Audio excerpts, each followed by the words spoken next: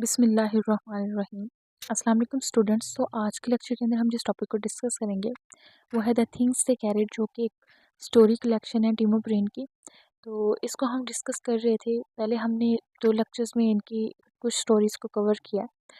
22 stories हैं इसके अंदर, जिसमें से कुछ रह गई हैं जो आज के लेक्चर के अंदर हम उनको कंप्लीट कर लेंगे। तो स्टार्ट करते हैं आज का लेक्चर। तो आज जो पहले हम स्टोरी देखेंगे वो है फील्ड ट्रिप। टीमो ब्रेन अपनी 10 साल की बेटी कैथलीन को अपने साथ वियतनाम ले जाते हैं और एक ट्रांसलेटर के साथ वो इस खेत का दौरा करते हैं जहां कायोवा की मौत हुई थी। अब वो खेत वैसा बिल्कुल भी नहीं है। टीमो ब्रेन ने उस खेत को देखा हुआ था और अब वो याद करते हैं कि ये खेत बिल्कुल पहले जैसा नहीं है और उसको ये याद था।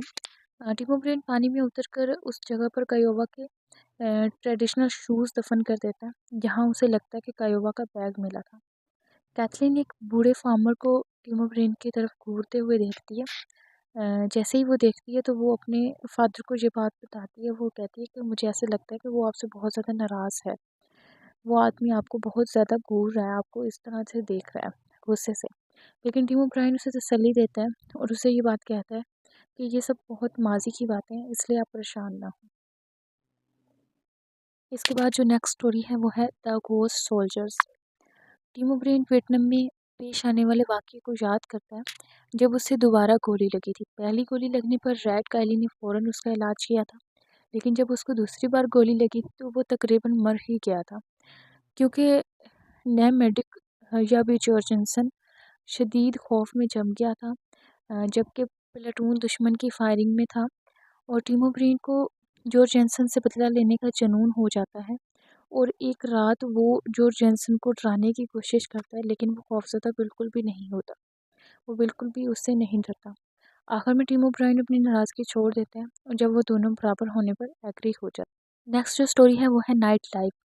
ये स्टोरी इस वाक़ये पर है जब रेड कायली ने खुद को ज़ख्मी कर लिया था ताकि वो जंग से बच सके। वो बहुत ज़्यादा डिप्रेस था और वो जंग से फ़रार चाहता था और वहाँ से भागना चाहता था। इस वजह से उसने खुद को शदीद ज़ख्मी कर लिया था। इतने में प्लेटून को दुश्मन के हमले की अफवाहें सुनने को मिलती हैं और वो सिर्फ रात को चलने लगते हैं ताकि कम नजर आए। सभी सोल्जर्स जो हैं वो बहुत ज़्यादा जहनी दबाव यानी डिप्रेशन का शिकार हो जाते हैं, लेकिन जो रेड कायली है सबसे ज़्यादा मुतासिर होता है इससे और आहिस्ता आहिस्ता उसके दिमागी तवाज़ुन भी वो खोने लगता है। तो मेंटल इलनेस उसे हो जाती है। आखिरकार वो खुद को गोली मारकर ज़ख्मी कर लेता है। लेफ्टिनेंट जिमी क्रॉस जो है वो हेलीकॉप्टर को बताता है कि ये एक्सीडेंटली हुआ है ताकि रेड कायली पर कोई भी इल्ज़ाम ना आए। वो रेड कायली को बचाना चाहता है ताकि किसी को भी पता ना चले कि वो यहाँ से फ़रार होने की वजह से उसने खुद को ज़ख्मी कर लिया। इसके बाद जो लास्ट स्टोरी है वो है the leaves of the dead. टीमो brain Vietnam की वार की यादों को अपनी बचपन की पहली मोहब्बत के साथ जोड़ता है।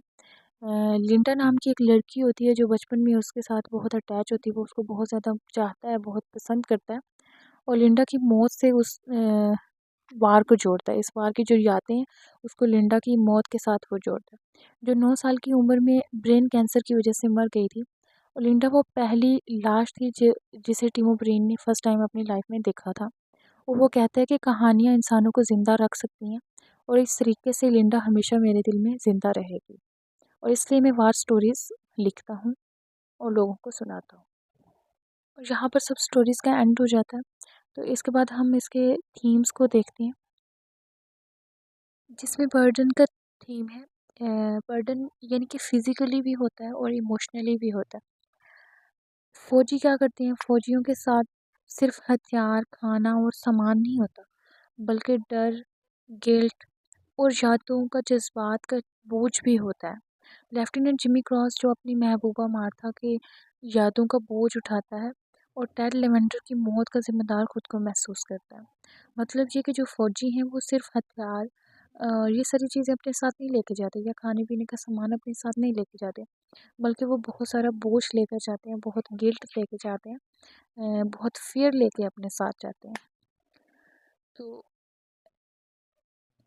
इसके अलावा गिल्ट और ट्रॉमा का थीम है इसके अंदर। जंग सिर्फ जिस्मानी ज़ख्म नहीं देती, बल्कि ज़हनी और जज़्बाती सदमे भी देती है।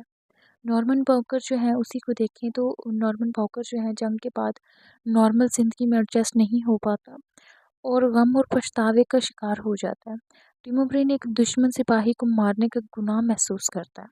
मतलब कि इस तरह उनके लिए ये चीज़ बहुत बिल्कुल आसान नहीं होती कि वो किसी की जान ले लेते हैं और उसको मार डालते हैं एक ऐसे इंसान को जिसको वो बिल्कुल जानते भी नहीं होते। इस बात का उनके दिल पर बहुत बड़ा बोझ होता है, बहुत ज़्यादा उनको इस बात का सदमा पहुँचता है और बहुत ज़्यादा वो खुद को कसूरवार भी समझते हैं। मतलब ये चीज़ बिल्कुल भी आसान नहीं है कि वो किसी भी अजनबी को वो इस तरह से वो मार देते हैं और बहुत सारे अपनों के खोने का भी उनको दुःख होता है, जो अपने उनके साथी होते हैं, जो बाकी सोल्जर्स होते हैं, जब वो ज़ख्मी होते हैं या फिर किसी की जान चली जाती है, तो इसका जो सदमा है वो भी उनको होता है, उनके दिमाग पर इसका भी बोझ होता है। और इसके अंदर ट्रूथ एंड स्टोरी टेलिंग का थीम आता है। टिमो ग्रीन जंग की हकीकत को चैलेंज करता है और दिखाता है कि कभी-कभी जज़्बाती हकीकत असल वाक़यात से ज़्यादा अहम हो जाती है। वो फ़िक्शन और रियलिटी को मिलाकर लिखता है और कहता है कि a true war story is never moral. एक असली जंग की कहानी जो है वो कभी भी एक इखलाकी सबक नहीं देती। इसके अंदर फ़ियर ऑफ शेम का थीम भी आता है, यानी कि शर्म का खौफ होता है इनको। बहुत से सोल्जर्स जो हैं वो मुल्क से वफ़ादारी की वजह से नहीं बल्कि बुज़दिल कहे जाने के डर से जंग लड़ते हैं। टिमो ब्रांड जो है वो खुद भी कनाडा भागने के सोचता है ताकि वो वॉर ड्राफ्ट से बच सके, लेकिन आखिर में सिर्फ़ इसलिए लड़ता है कि अपने घर वालों और सोसाइटी की नफ़रत ना झेलनी पड़े उसको।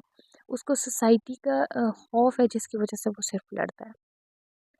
कई बार वो मेंटली तौर पे इस चीज़ के लिए तैयार नहीं होते, लेकिन फिर भी उनको ये सब करना पड़ता है। और इसके अंदर एक इम्पोर्टेंट थीम है जो डेथ एंड मेमोरी का थीम है कि उनके साथ क्या हो रहा होता है, उन सोल्जर्स के साथ उनके ऊपर जो चीज़ें जो वाक़यात वो देखते हैं, वो सारी चीज़ें उनके दिमाग पर क्या असर डाल रही होती है।